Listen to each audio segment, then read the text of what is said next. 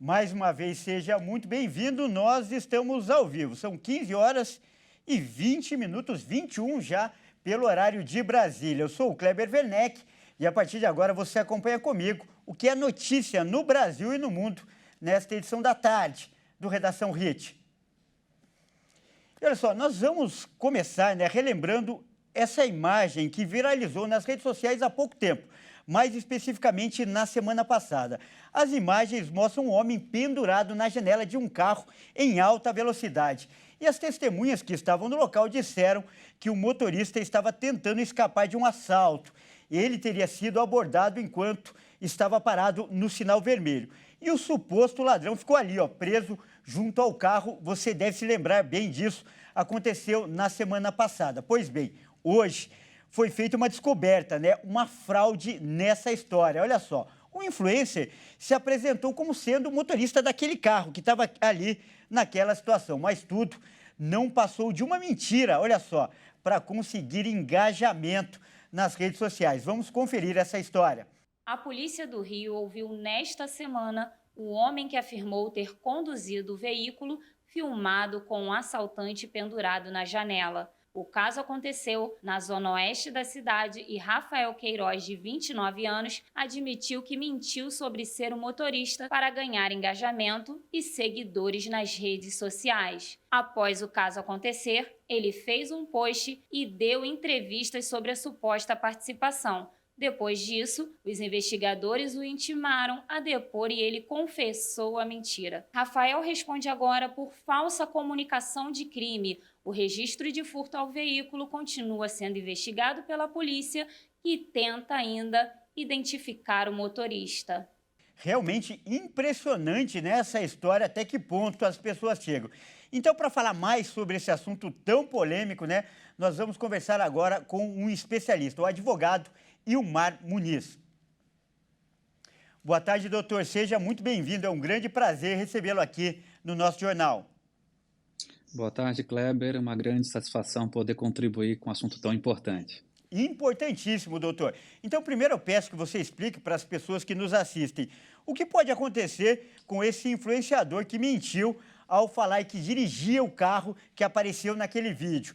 O que teria sido vítima de uma tentativa de assalto. Que crimes ele pode responder, doutor?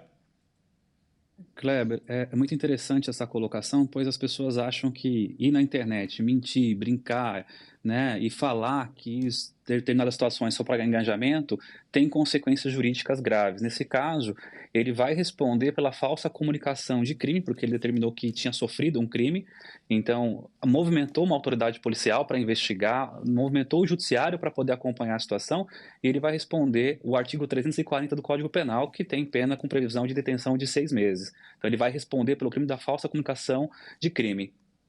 Tá certo. Bem que você acabou de falar com muita propriedade, é muito sério. Ele mobilizou aí um grande aparato policial por uma coisa que não era verdadeira, não era séria.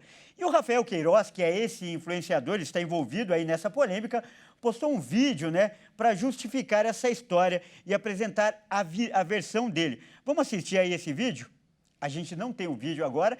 Então, essa alegação dele, foi de que se tratava de uma brincadeira.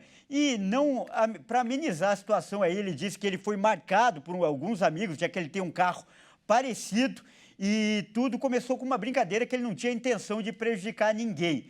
Mas essa alegação dele não ameniza a gravidade da situação, a gravidade do caso, doutor? O fato de ter sido uma brincadeira e que ele perdeu o controle da brincadeira. Não ameniza em nada, até porque ele confessou em diversas situações que ele foi lá e falou que era ele, de fato, movimentando. O que a lei prevê, a proteção jurídica desse crime, é a proteção do Estado, para que o Estado não seja movimentado para colocar o seu aparato policial para investigar uma situação que nunca existiu. E foi o que ele fez, Ele colocou o aparato policial para investigar uma suposta situação que a gente, infelizmente, gastou um tempo da polícia, gastou um tempo do judiciário, que nunca é verdade. Então imagina o tempo que os policiais perderam tentando investigar de acordo com o que ele tinha falado que aconteceu, sendo que não é. Agora perdemos tempo para provar, perdemos tempo para poder criar situações para conseguir chegar ao esclarecimento real dos fatos. isso. Então ele, falando que foi brincadeira ou não, ele vai responder determinação legal disso, não tem por onde fugir. E olha, doutor, eu estava analisando o perfil dele hoje no Instagram e eu vi que o Rafael também postou um outro vídeo. E nesse vídeo ele ofereceu dinheiro para quem compartilhasse a imagem e que faria um sorteio entre as pessoas, essas pessoas aí que compartilharam. Essa postagem que foi apagada um pouco tempo depois, agora há pouco eu fui ver de novo e já não estava mais lá. Isso também pode incorrer em outro crime, já que está envolvendo também dinheiro, também ganhos? Olha, a questão maior agora é a gente verificar se não está na previsão do próprio estelionato, na situação específica. Agora vai ter uma apuração da polícia em todos os atos que ele cometeu, em decorrência do primeiro ato criminoso, que foi justamente falar que tinha sofrido esse crime. Então, a possibilidade até mesmo de a polícia verificar se ele se utilizando de meios fraudulentos para que ter vantagem financeira com isso. Então, provavelmente a polícia vai investigá-lo sim sobre essa questão também. E, doutor, hoje essa nova função influenciador, ela tem se proliferado aí em grande escala. Você acha que falta para essas pessoas justamente a noção de direito e responsabilidade? E há leis que regulem essa profissão, essa atuação hoje? A internet tem leis específicas para essas postagens? Kleber, infelizmente, o que nós precisamos entender é que a falta de orientação não pode ser justificativa, mas acontece isso em grande massa. As pessoas, na busca incessante de viralizar na internet, como se fosse o prêmio da pepita perdida, em conseguir ter situações junto aos seus canais de comunicação das redes sociais, estão passando dos limites em vários aspectos, compartilhando fake news, mentindo, fazendo fotos e filmagens em locais proibidos, tudo para ter like, tudo para que consiga ter engajamento. Infelizmente, a nossa legislação ela não prevê certas situações especificamente para esse tipo de atitude, como os influenciadores. Não tem uma previsão legal que determine que o influenciador seja responsabilizado. Mas há casos genéricos em que essas pessoas acabam esbarrando, como é o caso desse rapaz que mentiu e vai responder. Caso como outros que divulgam, propagam fake news, caluniando outras pessoas, acabando e estragando reputações com as suas informações. Então tudo isso a gente esbarra no Código Penal. Mas especificamente, infelizmente, Kleber, nós não temos, nós precisamos sim regularizar isso, nós precisamos tomar uma visão maior sobre esse assunto, porque são tantas vidas que são colocadas em risco por causa disso. Excelente esse alerta, doutor. Então eu peço que você fale e dê uma orientação para as pessoas de boa fé, né? Que acessam as redes sociais, que estão ali no dia a dia e não têm essa mentalidade maldosa. Quais os cuidados que devem ser tomados? Elas devem ficar atentas, né? Que tipo de detalhes até para evitar esse tipo de situação? Kleber, eu tento sempre colocar nas minhas redes sociais, alertando as pessoas, uma coisa muito importante. Se você não tem certeza da fonte, se você não tem certeza da informação, não faça compartilhamento. Se você não tem certeza que aquilo que você está lendo de fato tem veracidade, como um canal como a HIT tão valoroso na sua informação, você precisa tomar cuidado ao compartilhar. Porque um mero compartilhamento, que nós achamos que é só, estou divulgando a informação, você pode estragar uma reputação, você pode colocar em risco a vida de pessoas. Então, um alerta muito grande que pode colocar é, você viu uma informação na internet que não tem uma regularização tão fechada como precisaria, vá conferir, vá no jornal, dá uma olhada, porque o jornalista ele é sério, o jornalista ele tem que ter a responsabilidade da profissão. Então pesquise antes se algum outro canal de comunicação sério, uma imprensa séria está falando sobre o assunto, antes de divulgar qualquer informação. Agora também, doutor, um alerta para as pessoas que acham que podem se esconder, né, atrás de um computador e de um celular e podem postar qualquer coisa sem tomar os devidos cuidados, sem a devida responsabilidade. Existem leis também, apesar de haver falhas, e essas pessoas podem ser responsabilizadas, né, doutor? Sem dúvida. Kleber, eu costumo falar em sala de aula que existe um machão de pijama, que foi o que foi criado pela internet, que a pessoa fica atrás de um celular, atrás de um computador, achando que ninguém vai ser descoberto ou que as consequências não vão chegar. E vão. Existem sim mecanismos, a polícia tem como se investigar da onde sai a informação e da onde é propagada aquela situação. Então as pessoas que utilizam de um celular, utilizam da internet para propagar mentira, para criar fake news ou para cometer crimes, elas serão investigadas e nós temos legislação penal Penal que prevê a punição dessas pessoas, sejam por calúnia, difamação, por crimes mais graves pela incitação ao crime, ou como no caso desse rapaz, por mentir na internet achando que não teria consequências e terá. E qual que é a melhor maneira de denunciar caso seja constatada aí uma fraude, uma mentira, enfim, alguma coisa enganosa? O melhor ponto possível é sempre que você faça no 180 mesmo. Você ligue lá na questão das denúncias. Se for uma questão do consumidor, faça uma reclamação junto ao PROCON. Se for uma empresa com algum fato enganoso, então vá até o PROCON, faça a reclamação. Se for alguma questão ligada a financiamento, algo do gênero que tem muito golpe acontecendo, muita coisa enganosa nesse sentido, faça também a reclamação no próprio Bacen. E sentiu dúvida, se acha que a questão é crime ou não, não importa. Como cidadão, faça uma denúncia junto à Polícia Civil e a Polícia Civil vai avaliar o caso e, se for questão de crime, vai ser apurado e vai ser tomadas as consequências necessárias. Tá certo, então eu agradeço muitíssimo aí pela sua participação. Nós acabamos de conversar aí com o nosso advogado, que é especialista em direito também, em direito digital, é o doutor Ilmar Muniz. Doutor, muito obrigado aí por essa participação e por essas dicas tão importantes que ajudam tanto o nosso telespectador. Kleber, eu que agradeço, fico à disposição e tenha uma ótima tarde. Grande abraço. E olha só, agora vamos dar uma olhada então no perfil desse influenciador. O nome dele é Rafael Queiroz. Ele tem 27 anos e ele se apresenta ainda, né, nas redes sociais como influenciador digital. E tem um pouco mais aí de 11 mil seguidores. Vamos ver. Segundo a polícia do Rio de Janeiro, o motorista do carro não entrou em contato com a polícia, mas há 4 dias atrás, Rafael publicou um vídeo em seu perfil afirmando que era ele dirigindo o carro no momento do vídeo. Me chamo Rafael Queiroz, tenho 27 anos, vou correr, botei do Honda Fit, foi comigo, explicar a situação, como é que foi, parei no sinal, o vidro estava meio um pouquinho meio baixo, e do nada eu vi um vulto. Quando eu vi o vulto, minha reação foi levantar o vidro. Assim que eu levantei o vidro, eu acelerei porque eu estava com a minha família no carro, minha filha tem 3 anos, estava no carro, foi um ato de segurança, entendeu? E tem menos de um ano que eu fui assaltado, levaram meu HB20, levaram meu telefone, meu cordão, minha aliança, me comprar outra aliança. E o cidadão brasileiro do bem está cansado dessa sacanagem, dessa maldade, dessa falta de segurança no nosso Rio de Janeiro aí.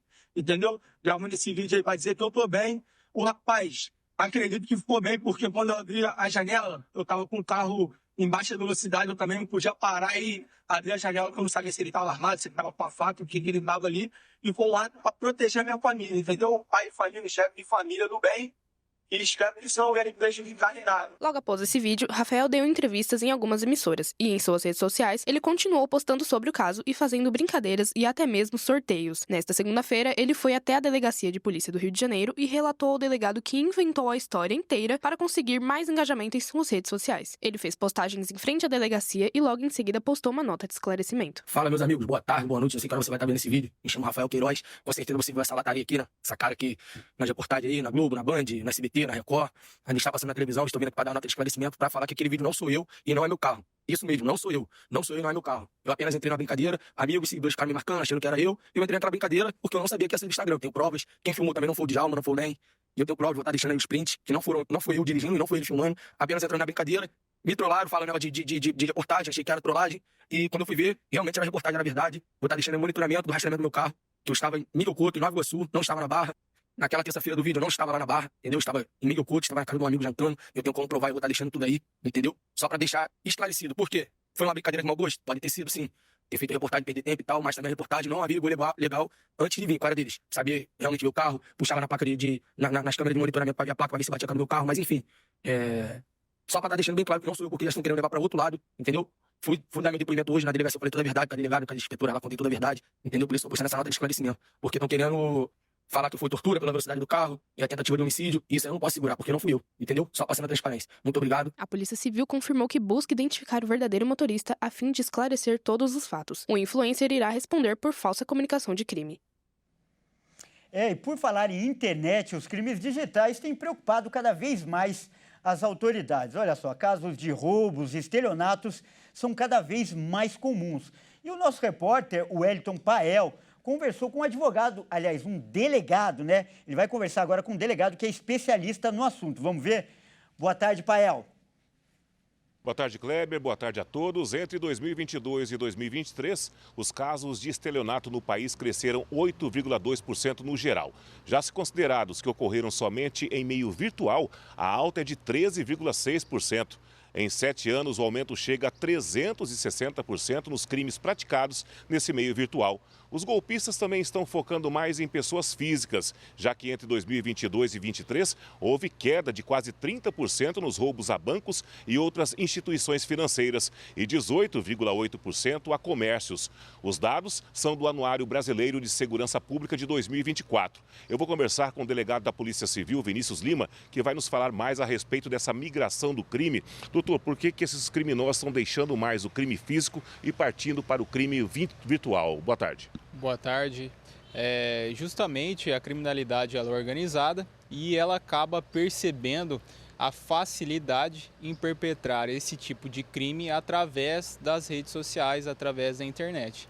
Então ela traz um grau de complexidade para a investigação, muitas das vezes porque esses indivíduos que estão aplicando esse tipo de golpe são de estados da federação diverso daquele em que o crime está realmente ocorrendo e acaba dificultando a investigação e facilitando porque justamente é fácil o acesso através de um smartphone ou de um computador, ele pratica o crime ali em diversos locais. Nós temos aí diversas práticas através de mensagens via aplicativo, e-mails falsos, falsa venda pela internet. Quais são os principais crimes nos últimos tempos? Bom, nós estamos tendo a figura do estelionato, na figura qualificada, que é quando é praticado através de um contato telefônico, através de um e-mail, através de redes sociais, que tem uma pena aí exponencialmente maior. E justamente ele é realizado através da rede social, da internet. E o que nós mais estamos registrando atualmente na região de Dourados é justamente a figura do falso intermediador, que é quando um objeto está sendo vendido, tem esse golpista que se passa ali por um intermediador e acaba induzindo a erro tanto o comprador quanto o vendedor, e os dois acabam sendo prejudicados. Nesse caso do falso intermediador, independente do produto, pode ser desde um celular até uma residência? Isso, exatamente. Nós temos registrados aqui vários casos, desde um aparelho celular, desde um veículo, que é mais comumente, iniciou-se através dos veículos, mas acaba sendo utilizado o mesmo método, o mesmo modus operandi para todo tipo de objeto, desde um aparelho celular até efetivamente um imóvel. Nós já registramos esse tipo de caso. Olha, para uma pessoa que sinta que caiu num golpe, é necessário procurar a polícia, mesmo que tenha apenas a suspeita. Isso, é importante que esse indivíduo que está com a suspeita de que ele esteja ali sendo envolvido em algum tipo de crime, venha até a delegacia de polícia e nos informe a respeito daquele golpe, que muitas vezes nós iremos informá-lo a respeito se aquele é um negócio legítimo ou não. A partir desse momento, quais são as ações da polícia para identificar esses criminosos? Sim, nós comumente, quando é registrado um caso de estelionato consumado, nós procuramos ir atrás da conta em que acabou recebendo uma quantia. Nós seguimos o dinheiro e, a partir dali, incitamos outros ramos de investigação, indo atrás justamente do proprietário daquela conta bancária que acabou sendo beneficiada por esse depósito do valor. Obrigado pelas suas informações. Está então esse aumento, Kleber, dos crimes virtuais em todo o país. Eu volto com você aí no estúdio. E a gente muda de assunto agora para lembrar que o Rio Grande do Sul completa no início desta semana 3 meses dos temporais que provocaram a histórica enchente que devastou o estado entre abril e maio. E ao todo, 182 pessoas morreram e 29 seguem desaparecidas, segundo a Defesa Civil. Mas as boas notícias parecem que começam a surgir. Direto de Porto Alegre, a Kátia Fantin fala agora tudo o que está acontecendo lá. Muito de união e fé. 2 meses após a maior enchente do Rio Grande do Sul, o cenário de Porto Alegre é de reconstrução. nas ruas histórias como a de Paulo, que viveu de perto essa tragédia. Eles andavam de barco pela Mauá e eu ficava no meio, aqui, ó, de noite aqui na Vigário, aqui, ó, com a voluntário, sem luz, sem nada, e a gente chama o zumbi da noite. Aí depois da meia-noite eles começavam a arrombar as lojas aí, ó. Parecia assim, aquele campo de guerra era pior ainda. Só nós sabia como é que era a noite aqui e agora como o pessoal está passando aí, o povo. A região do centro histórico da capital gaúcha foi uma das mais afetadas pelos alagamentos em maio. Os negócios do entorno ainda vivem um momento de retomada, mas de muita esperança. Os comerciantes se uniram para fazer essa volta do comércio. Entendeu? A gente trabalhou assim no meio de toda essa água, desse monte de rato, bicho que estava solto, essa podridão. A gente se uniu e conseguiu reabrir o comércio de volta. Faz mais ou menos quase um mês que a gente voltou. A perca foi total. A gente está esperando agora que vem também Dia dos Pais, vem final de ano. Tomara que o centro volte como era antes, né? Que é o que a gente espera. É muito bom retornar, né? Porque eu achei que parecia que era o fim da picada, né? Seria a última coisa. Parecia que ia demorar muito mais tempo, né? Mas tá ficando bom. Aos poucos, os gaúchos voltam a respirar o ar de normalidade, ao ver cenas como essa, do mercado público mais antigo do país, reaberto, depois de fechado por 41 dias em função das enchentes. 99% das lojas que estavam abertas antes da enchente já estão funcionando. Claro, tem uma ou duas ainda que estão esperando equipamentos, ainda todos móveis sob medida, que devem abrir nas próximas semanas, tá? O mercado movimenta aqui um faturamento de 500 a 600 mil reais dia. Então, tu calcula, eles ficaram 30, 40 dias, né, entre reforma e a reabertura. Então, isso importa na faixa de 20 a 30 milhões de prejuízos que eles tiveram diretamente. A retomada do mercado acaba estimulando todo mundo a voltar a se recuperar e a solidariedade entre eles também foi fantástico, um ajudando o outro. E a melhor coisa, ninguém desistiu. Todos estão retomando suas atividades e com lojas mais bonitas do que antes. O vai e vem agitado do mercado ainda não é como o habitual, mas através do trabalho, os gaúchos têm feito a vida voltar a pulsar no coração da capital. Aos pouquinhos foi retomado e trabalho, limpeza, pintura e retomamos devagarzinho. Agora um centro muito bom, tem um prédio histórico e o pessoal tem muita tradição, né? É muito bom, né? Porque a gente vê o movimento, vê as pessoas, vê a felicidade das pessoas, né? Assim, só no olhar, tu olhar para as pessoas, eles estão todos felizes e é muito bom. Pode chegar! E agora chegou a hora da gente mostrar o que viralizou na internet. Vamos então ver os vídeos que são destaque nesta terça-feira. E olha só, nós vamos começar com cenas fortes. 2 motoqueiros bateram de frente e a batida foi tão feia que deixou um morto e outro ficou gravemente ferido. Vamos ver. Um homem morreu e outro ficou gravemente ferido após uma colisão frontal entre 2 motos na última quarta-feira, em Barra Mansa, Rio de Janeiro. Câmeras de segurança registraram o momento em que os motociclistas se chocaram de frente e foram arremessados das motos. Logo após o acidente, testemunhas correram para ajudar. De acordo com o Corpo de Bombeiros, um dos motociclistas não resistiu aos ferimentos e morreu no local do acidente. O outro homem foi socorrido, mas segue em estado grave. O caso está sendo investigado pela Polícia Civil e foi registrado na delegacia de Barra Mansa. A gente lamenta, né? Mas esse caso traz à tona aí a necessidade de respeitar as leis de trânsito. A gente pode ver aí que os dois estão no meio da pista. Se cada um tivesse na sua mão, provavelmente isso não teria acontecido. E olha só essa outra imagem. Um motociclista sofre um acidente e sobrevive de forma inusitada. Esse acabou com um final muito feliz. Olha só comigo. Olha só que surpreendente.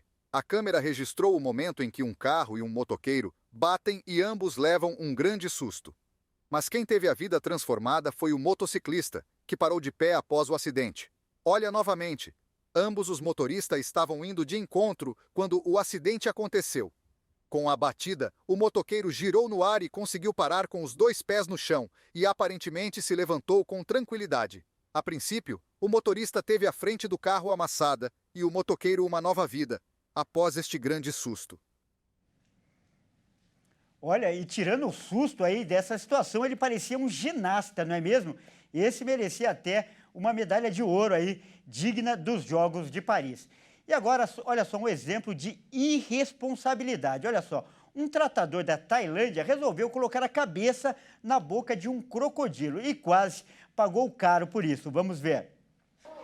Um treinador experimentou um dos momentos mais assustadores de sua carreira numa apresentação na Tailândia. Por sorte, ele não sofreu nenhum ferimento sério.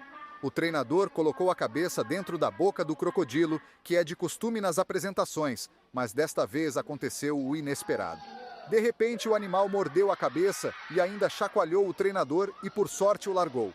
Depois, o crocodilo retornou à água e, graças a Deus, nada sério aconteceu. Veja novamente. Que susto, hein? Agora o treinador ficará mais esperto.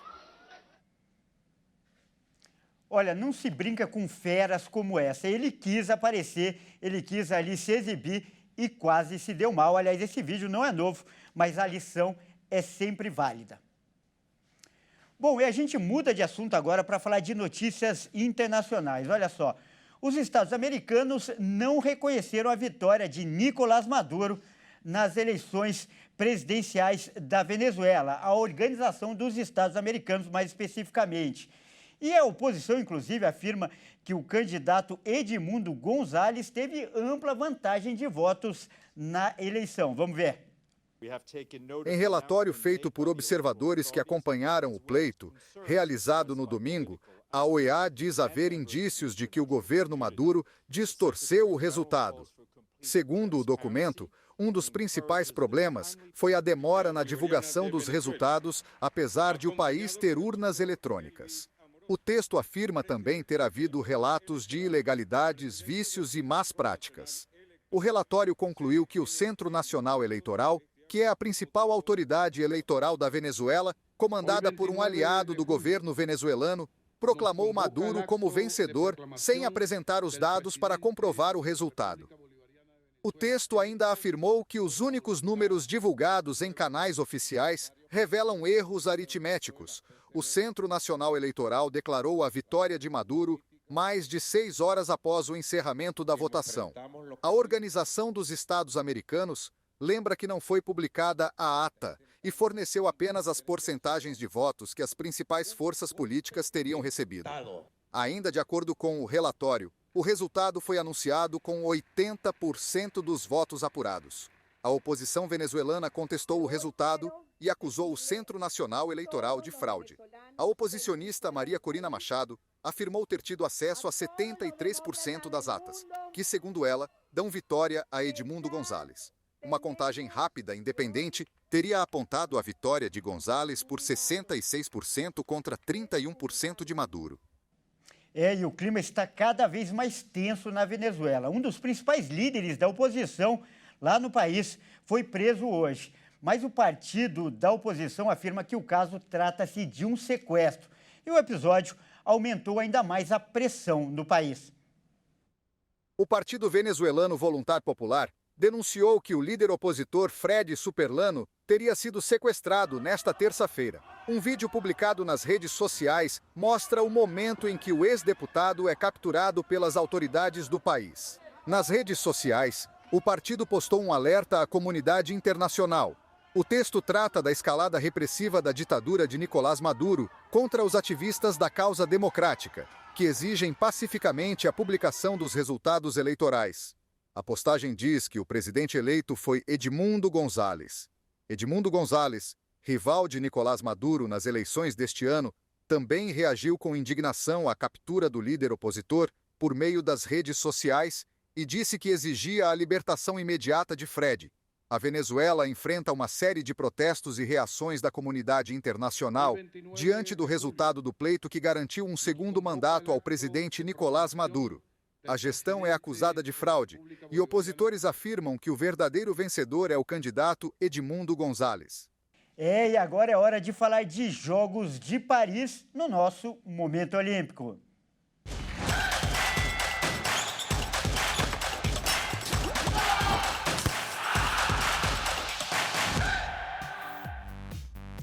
Quem está aqui no nosso estúdio para trazer mais detalhes é o Fernando Jesus, aqui ao meu lado, como sempre acontece. Bem-vindo, Fernando. E o Brasil começou bem o dia de hoje lá em Paris? Com certeza, Kleber. Boa tarde para você e a todos que nos acompanham. Mais cedo, o Brasil confirmou o favoritismo e se saiu muito bem no tiro com arco. Marcos D'Almeida e Ana Luísa Caetano venceram seus jogos e passaram para as oitavas de final. O brasileiro venceu com facilidade os 2 jogos que disputou. Na primeira fase, o adversário foi um atleta ucraniano que não ofereceu grandes riscos para Marcos, que venceu por 6-2. Já na segunda fase, o adversário japonês colocava medo. Aliás, os atletas brasileiros não estão se saindo muito bem contra os orientais. Mas Marcos não se importou com a nacionalidade e ganhou por 7-1. Seu próximo jogo é o mais difícil dos Jogos Olímpicos. O top 1 do ranking mundial vai enfrentar o coreano, que está em segundo no ranking. Todos apontam como final antecipada. Na modalidade feminina, o primeiro jogo foi tranquilo. A campeã pan-americana Ana Luísa Caetano venceu a adversária eslovênia por 6-2. Já no segundo jogo teve muita emoção. A brasileira venceu a oponente da Malásia no tiro de Minerva. Os arqueiros voltam para a arena na próxima sexta, mas dessa vez na modalidade em duplas. E parabéns aí para os brasileiros do tiro com arco.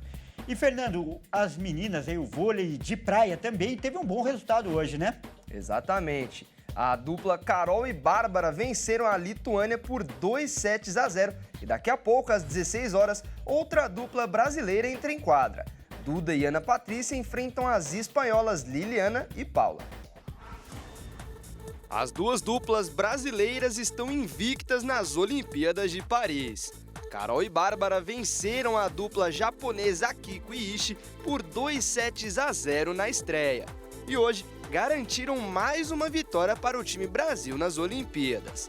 As brasileiras foram dominantes contra a Lituânia na Arena Campo de Marte e conquistaram a vitória novamente por 2-0.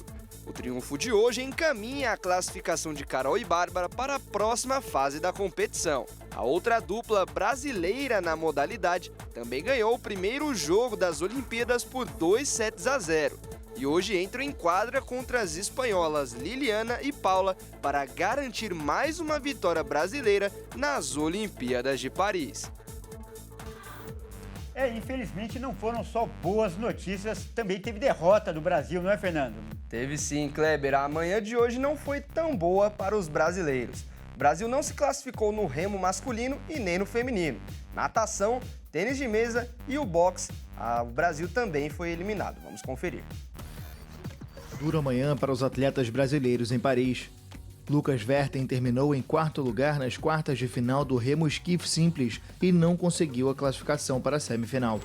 Na mesma prova feminina, Bia Tavares ficou na 4ª colocação, com um tempo de 7 minutos 47 segundos e 29 centésimos e não vai disputar medalhas. No tênis de mesa, Victor Ishii foi derrotado por 4-1 pelo alemão Dmitry Ovtcharov, que tinha eliminado o brasileiro Hugo Calderano em Tóquio. Ishii chegou a salvar 5 match points e ensaiou uma reação, mas não conseguiu vencer e está fora dos Jogos Olímpicos. Nas piscinas da Arena de La Défense, 2 brasileiros não conseguiram a classificação para as finais. Nicolas Albiero largou bem nos 200 metros borboleta, mas acabou perdendo o embalo e ficou em 7º lugar. Nos 100 metros livres, Marcelo Chiereghini teve problemas na largada e terminou na 8ª posição. No boxe, Michel Trindade, o Parazinho, foi derrotado por decisão unânime para o cubano Alejandro Claro Fis. Mas nós não vamos acabar com notícia ruim, né? Vamos acabar com notícias boas. Teve medalha para o Brasil agora há pouco, né, Fernando? Conta pra gente. Teve sim, Kleber. As meninas da ginástica artística conquistaram a medalha de bronze na final por equipes. A medalha de prata ficou com as meninas da Itália e o tão sonhado ouro olímpico foi conquistado pelos Estados Unidos de Simone Biles. Tá certo, então, e com essa medalha, como é que fica aí, então, a classificação, o quadro de medalhas, Fernando? Vamos conferir, Kleber. Agora vamos ver o quadro de medalhas das Olimpíadas de Paris. Os países asiáticos estão dominando nessas Olimpíadas. Em primeiro lugar, aparece o Japão com 7 medalhas de ouro. 2 de prata e 4 de bronze. No total, 13 medalhas. A China vem logo atrás com 6 medalhas de ouro, 6 de prata e 2 de bronze, e 14 medalhas no total. Em terceiro lugar vem a anfitriã França com 5 medalhas de ouro, 8 de prata, 4 de bronze e 17 medalhas no total. A Austrália em quarto lugar com 5 medalhas de ouro, 4 de prata e nenhuma medalha de bronze, e 9 medalhas no total. A Coreia do Sul está em quinto lugar com 5 medalhas de ouro, 3 de prata e 3 de bronze, totalizando 11 medalhas. E o Brasil vem na 21ª posição com nenhuma medalha de ouro, 1 de prata e 3 de bronze, totalizando 4 medalhas olímpicas. Tá certo então, mas ainda tem muitas disputas pela frente e com certeza o Brasil vai conquistar mais medalhas, não é, Fernando? Muito obrigado pela sua participação. Com certeza, Kleber, nós estamos na torcida para mais medalhas. Inclusive, hoje tem mais jogos, Fernando, para a gente ficar atento ou só a partir de amanhã? Às 16 horas ainda temos a participação do time masculino de basquete contra a Alemanha. Bom jogo esse para a gente acompanhar. O basquete não está lá entre os favoritos, mas a nossa torcida é para que chegue também. Agora no surf, o surf hoje não teve disputa, né? Tem um dia de break aí de parada, mas nós temos uma disputa entre brasileiros também no surf, né? Exatamente, Kleber. A disputa será entre Gabriel Medina e João Chianca. Os brasileiros farão a disputa nas quartas de finais e quem passar vai para a semifinal da disputa de surf. Essa aí é uma modalidade que a gente tem muita chance de medalha, né, Fernando? Com certeza, Kleber. Afinal, Gabriel Medina é um dos principais nomes na categoria e na modalidade masculina. Tá certo, então, mais uma vez aí, muito obrigado pela sua participação. Um grande abraço. Um grande abraço. Bom, esta edição fica por aqui. Eu agradeço demais pela sua companhia e você aí, que é de outro estado, fique agora com a sua programação local. Muito obrigado aí pela parceria e até amanhã.